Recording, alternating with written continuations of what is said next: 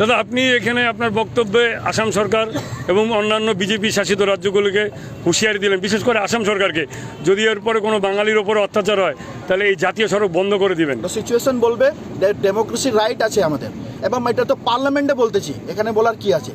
পার্লামেন্টে বলতেছি, যেখানে দেশের প্রধানমন্ত্রী থাকে, দেশের স্বরাষ্ট্রমন্ত্রী আছে, দেশের গৃহমন্ত্রীর সামনে বলতেছি।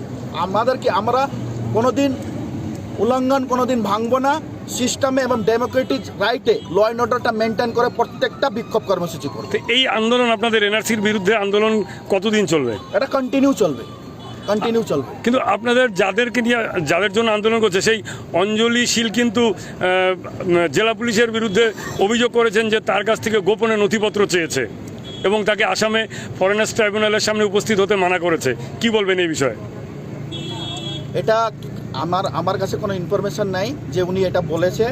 উনি এটা বলেছিল যে আমি কোনো নোটিফিকেশান পাইনি, কিন্তু কালকে অলরেডি ওনার হাতে কিন্তু নোটিফিকেশান পাওয়া হয়ে গেছে। এই নোটিফিকেশান কিন্তু ওয়েস্ট বেঙ্গল গভর্নমেন্ট তো করে নেই, কোকরাঝাড় ডিস্ট্রিক্ট থেকে গিয়েছে এবং নোটিফিকেশান পেয়ে গেছে। তো ডকুমেন্টস কে চাচ্ছে?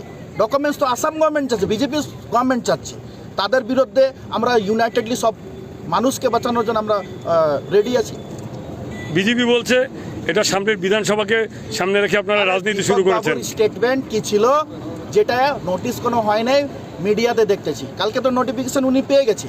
এই নোটিফিকেশান আলিপুরদুয়ার থেকে বা কুচবিহার থেকে তো যায় নাই, কোকরাঝাড় ডিস্ট্রিক্ট থেকে গেছে। গভর্নমেন্ট অফ আসামের সিল আছে। এখন বিজেপি কি বলতে পারবে এই কোকরাঝাড় এই নোটিফিকেশান দেয় নাই?